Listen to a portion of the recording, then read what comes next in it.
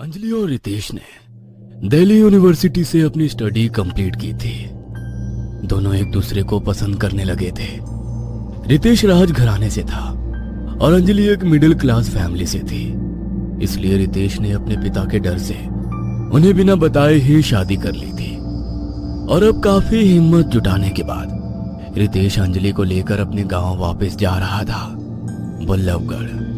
दिल्ली से तकरीबन 9 घंटे के सफर के बाद वो बल्लभगढ़ पहुंच गए। ओह थैंक गॉड तुम्हारा गांव आ गया। मैं तो बैठे बैठे थककर चूर हो चुकी हूँ। अब देखना तुम्हारा रितेश कितनी बड़ी विरासत का मालिक है। गांव के अंदर आने पर यहाँ की हरियाली और बड़े बड़े घर अंजलि को बहुत अच्छे लगे। काफी देर बाद गाड़ी एक आलीशान हवेली पर जाकर रुकी। Oh my God.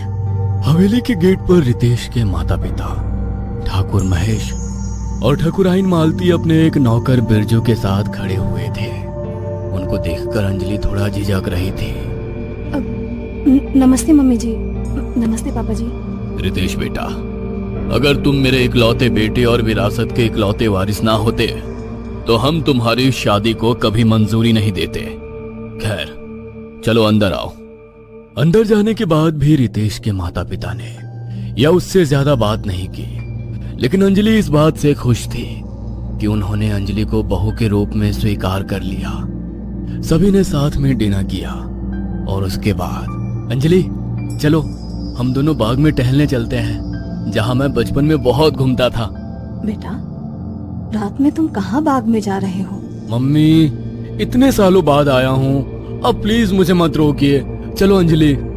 रितेश और अंजलि हवेली से निकलकर गार्डन में टहलने लगे। रितेश यहाँ का एनवायरनमेंट कितना रोमांटिक है ना। हाँ जान, बचपन में तो पीसफुल लगता था, अब तुम साथ हो तो रोमांटिक ही लग रहा है। यह सुनकर अंजलि मुस्कुरा दी और रितेश को धक्का देकर एक तरफ भाग गई। अरे अंजलि ये क्या बचपन है यार। मुझे ढूंढो रितेश। रितेश अंजलि को ढूंढने लगा और अंजलि एक पेड़ से दूसरे पेड़ के पीछे छिपकर उस पर नजर रख रही थी। वह मस्ती में आकर रितेश से काफी दूर आ चुकी थी। तभी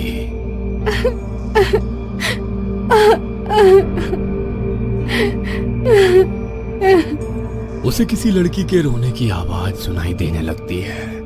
ये किसकी आवाज है इतनी रात में इस जगह? उसने इधर उधर नजरें दौड़ाकर देखा तो कुछ ही दूरी पर उसको एक लड़की नजर आई जिसने काली साड़ी पहनी थी और उसका चेहरा घूंघट से ढका हुआ था। अंजलि अब थोड़ा हिचकिचाई, लेकिन वो लड़की और जोर से रोने लगी।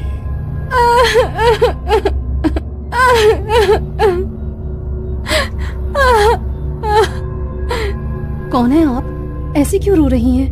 वो लड़की बिजली की रफ्तार से उसके करीब आई और उसने अंजलि का हाथ पकड़ लिया।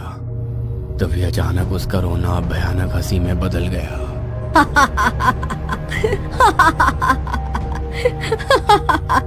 ये देखकर अंजलि बहुत ज्यादा डर गई और उसके मुंह से चीख निकल गई। अंजलि ने चीखते हुए उससे अपना हाथ छुड़ाया और वापस पीछे की तरफ भागी। उसे लग रहा था कि वो लड़की अभी भी उसका पीछा कर रही है। तभी वो रितेश से टकरा गई। रितेश। अंजलि ने कसकर रितेश को गले लगा लिया। अरे क्या हुआ? रितेश वहाँ एक लड़की थी, बहुत भयानक तरह से रो रही थी। बस बस अंजलि, बहुत हुआ मजाक, चलो अब घर चलते हैं। रितेश अंजलि की बात पर ध्यान ना देते हुए उसको अपने साथ लेकर चला गया। दोनों रूम में जाने के बाद लेट गए, लेकिन अंजलि के दिल में अब डर बैठ गया था कि वो लड़की कौन थी और क्यों इस तरह रो रही थी। उस रात के बाद हर जगह अंजलि को महसूस होता था कि वो लड़की उसके साथ है। जब वो सो रही होती तो लगता वो उसके सिरहाने बैठी है। वो किचन में काम कर रही होती तो ऐसा लगता कि वो उसके पीछे खड़ी है। लेकिन उसने अभी तक अंजलि को कोई नुकसान नहीं पहुंचाया था, इसलिए अभी तक अंजलि की बात पर रितेश ने भरोसा नहीं किया था। धीरे धीरे 9 महीने गुजर गए। अब अंजलि मां बन चुकी थी। वो अपने बच्चे की देखभाल में लग गई और उसका ध्यान अब उस लड़की से थोड़ा कम हो गया। इसका नाम मैं तुम्हारे नाम से मिलता जुलता रखना चाहती हूँ। रोहन कैसा रहेगा? अब रोहन? अच्छा नहीं जान, बहुत अच्छा रहेगा। ये सुनकर अंजलि मुस्कुरा दी। अब रितेश अपने काम में बिजी था और अंजलि पूरी तरह से रोहन की परवरिश में लगी थी। एक दिन रितेश बिजनेस के सिलसिले में दिल्ली गया हुआ था। अंजलि अपने कमरे में रोहन के साथ सो रही थी। तभी उसे वही आवाज सुनाई दी और वो चौंकते हुए नींद से जाग उठी। उसकी सांसें तेज तेज चल रही थी और माथे पर पसीना आ गया था। तभी उसने पाया कि रोहन उसकी बराबर में नहीं है। रोहन कहाँ गया मेरा रोहन? उसे फिर से वही रोने की आवाज सुनाई दी तो उसने देखा कि वो लड़की घर के कोने में बैठी है और रोहन उसी की गोद में सो रहा है। ये देखकर अंजलि के पैरों तले जमीन निकल गई। रोहन! उसने आगे बढ़कर उसकी गोद से रोहन को उठाना चाहा, लेकिन उस लड़की ने अंजलि का हाथ पकड़ लिया। इस हरकत से अंजलि के बदन में सनसनी दौड़ गई। मम्मी, पापा जी! ये कहते हुए उसने तेजी से रोहन को उसकी गोद से छीन लिया। मेरा बच्चा, मेरा बच्चा! क्या हुआ? क्यों इतनी रात में चिल्ला रही थी? पापा, यहाँ एक लड़की। ये कहते हुए उसने दीवार की तरफ इशारा किया तो अब वो लड़की वहाँ नहीं थी। देख ली होगी सोने से पहले कोई भूत की फिल्म। इन शहरी लड़कियों के तो यही ड्रामे रहते हैं। चलो वापस अपने कमरे में जाओ। अंजलि अपने कमरे में जाकर रोहन को खुद से चिपटा कर लेट गई। आज की इस घटना से उसका डर और ज्यादा बढ़ गया था। अगले दिन जब रितेश घर वापस आया रितेश, तो अंजलि ने उसको सब कुछ बताया, लेकिन इस बार भी रितेश ने उसकी बात पर भरोसा नहीं किया। मगर एक रात मालती अपने कमरे में सो रही थी, तभी उसको वही रोने की आवाज सुनाई दी और उसकी आंख खुल गई। कौन है? उसने महेश को जगाया नहीं और कमरे से बाहर निकली। तभी उसने पाया कि कॉरिडोर की जमीन पर वही लड़की बैठी रो रही है।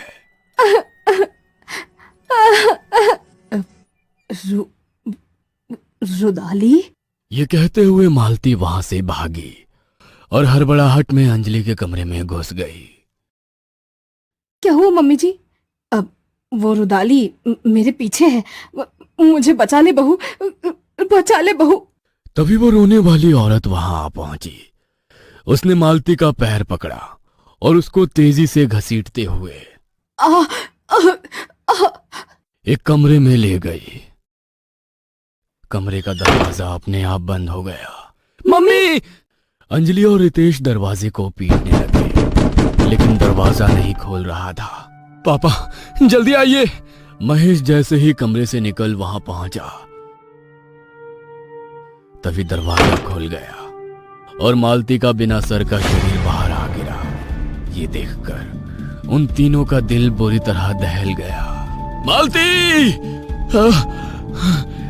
मालती की मौत से घर में मातम का माहौल छा गया था, लेकिन अब अंजलि के दिल का डर अपनी चरम सीमा पर आ चुका था। तुमने मुझे अब तक बहुत झुठला लिया, लेकिन अब तुमको बताना ही पड़ेगा कि तुम मुझसे क्या छिपा रहे हो। कौन है वो लड़की? अंजलि, मुझे सच में नहीं पता वो कौन है। वो रुदाली है, एक रुदाली। कौन रुदाली पापा? आज से 22 साल पहले मैं रोज शाम जंगल में टहलने जाया करता था। ऐसे ही एक शाम मुझे घूमते घूमते रात हो गई थी और प्यास भी बहुत लगी थी। तभी मुझे एक छोटी सी झोपड़ी नजर आई। मैं पानी पीने के इरादे से उस झोपड़ी में गया तो मेरी मुलाकात वहां सुगना से हुई। सुगना बहुत ही खूबसूरत लड़की थी। पेशे से वो एक रुदाली थी। जब भी किसी घर में कोई मौत होती है तो वहां अफसोस करने रुदाली को बुलाया जाता है, जो मैयत के पास बैठकर बड़ी जोर जोर से रोती है। सुगना और मैंने पहली मुलाकात में ही एक दूसरे को पसंद कर लिया था। उसके बाद हम लोग रोज मिलने लगे। हम एक दूसरे के साथ वक्त बिताते और इसी के साथ हमने कई रात भी गुजारी। महेश, आप अपने पिता से हमारी शादी की बात कब करेंगे? अरे, मैं उनसे बात करने की हिम्मत ही नहीं जुटा पा रहा हूँ। क्या करूँ? ये आप क्या कह रहे हैं? आपको पता भी है हम आपके बच्चे की माँ बनने वाले हैं। उसके मुंह से ये बात सुनकर मैं बहुत डर गया था। मुझे अपनी गलती पर बहुत पछतावा हुआ। मैंने उससे मिलना जुलना बंद कर दिया। कई महीने गुजरने के बाद वो एक दिन अपनी गोदी में एक बच्चा लिए हवेली पहुंच गई और तुम्हारे दादाजी को उसने सब कुछ बता दिया। उन्होंने मेरी तरफ गुस्से से देखा, फिर उस पर काबू पाते हुए सुगना से बोले, तुम फिक्र मत करो बेटी, तुम्हारी शादी महेश से ही होगी। यह सुनकर वो बहुत खुश हुई और तुम्हारे दादाजी ने उसे ठहरने को एक कमरा दे दिया। उनके इस फैसले से मैं भी बहुत हैरान था, लेकिन रात को जब वो सो रही थी तो उन्होंने अपने असली प्लान को अंजाम दिया। तुम्हारे दादाजी मुझे साथ लेकर उसके कमरे में गए और उसके पेट में चाकू घोंप दिया। तभी सुगना दर्द में चीखती हुई नींद से जागी।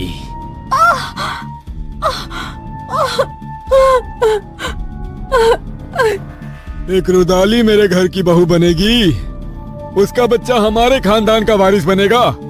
तूने ऐसा सोच भी कैसे लिया? सुगना जमीन पर गिरकर अपनी आखिरी सांसें गिनने लगी।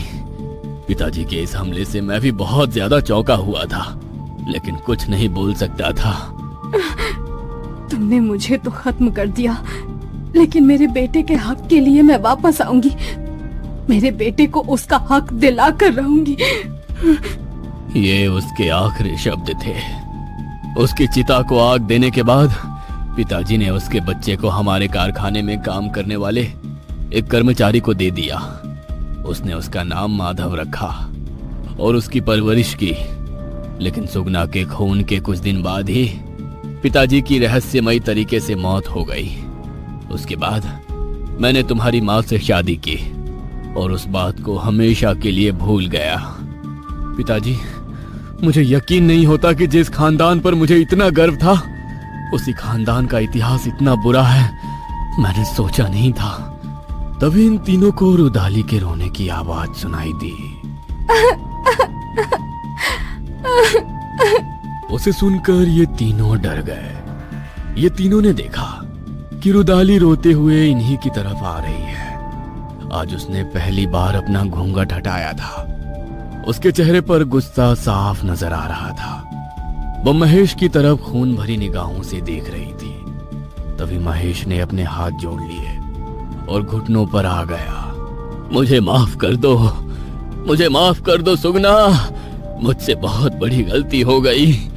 तुमने मेरे दिल के साथ खेला, मेरी जिंदगी बर्बाद कर दी और ऊपर से मेरे बेटे को भी उसका हक नहीं दिया। मैं तुमको जिंदा नहीं छोड़ूंगी महेश। ऐसा कहते हुए उसने झट से महेश का गला पकड़ लिया। आ सुगना, पापा को मारने पर तुम्हारा बदला तो पूरा हो जाएगा, लेकिन तुम्हारा बच्चा, उसको उसका हक नहीं मिलेगा। वो अभी तक एक नौकर की तरह ही जी रहा है और आगे भी जीता रहेगा। हाँ, मैं इस महेश को मारकर अपना प्रतिशोध लूंगी। तुम चाहो तो मैं तुम्हारे बेटे को उसका हक दिलाऊंगा। मेरी जगह वो इस विरासत का वारिस बनेगा। मैं तुमसे वादा करता हूँ, लेकिन तुम पापा की जान बख्श दो। इतना सुनते ही रुदाली ने महेश को छोड़ दिया। महेश अपने गले को पकड़कर लंबी सांस लेते हुए खांसने लगा। अपना वादा जरूर निभाना, वरना ठीक नहीं होगा। ये कहकर रुदाली गायब हो गई। पापा, मुझे अभी माधव से मिलना है, जल्दी से मुझे उसके पास ले चलिए। महेश इन दोनों के साथ उस लड़के माधव के घर पहुंचा और उसे सब कुछ बताया। नहीं चाहिए मुझे ये विरासत, आप मेरे पिता बनने लायक ही नहीं हैं। मुझे माफ कर दे बेटा, बस एक मौका दे दे।